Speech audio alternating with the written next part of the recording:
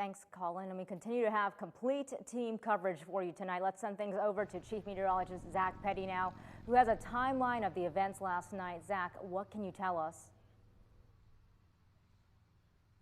Yeah, guys, extensive damage behind me whenever it comes into the tornado-warned cell that moved through northern Hancock and Jefferson County. Now, we've been talking and discussing all of the damage and the impacts that this has had, but I wanted to kind of just bring you into and bring you up to speed as to the meteorological developments as to how this event, it's essentially has taken shape. Now, in terms of how this did shape up, we don't actually have any active watches, warnings, or advisories, and here's some footage of our complete team coverage.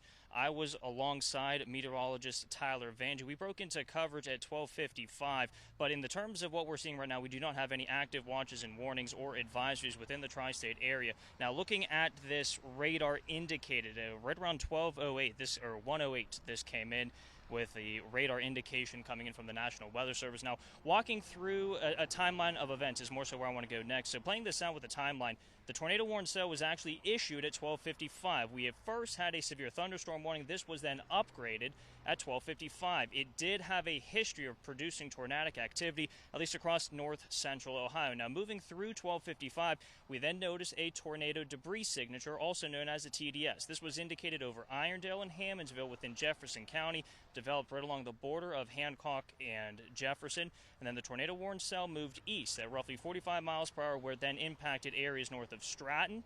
And then at 1:08, the indication came in that we had radar indicated and confirmed a tornado with velocity and correlation coefficient, or just looking at basic debris lofted above within the thunderstorm itself. At that time, the thunderstorm in question was moving through Hancock County, where it eventually demolished the two homes within Fairhaven, where we are located right now. The tornado warning cell then continued on into southern Beaver County, where we concluded our team coverage at 1:30. And from there, we continued to work behind the scenes and around the clock just to get updates. Now, I do want to break the misconception that tornadoes don't necessarily impact us within the Ohio River Valley. At least on quick research, I've seen at least 10 radar indicated and confirmed tornadoes within the tri-state area within eastern Ohio and the northern panhandle of West Virginia. The last time Jefferson County actually confirmed a tornado was October 21st, 2021, where we had multiple tornado warning cells within the Ohio River Valley. And before today, there has never been a confirmed tornado warning cell within the Ohio River Valley. Now, the damage that we are seeing behind me and the reports coming in from the National Weather Service in Pittsburgh,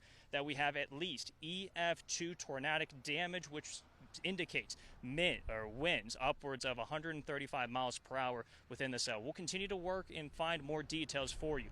More details in just minutes.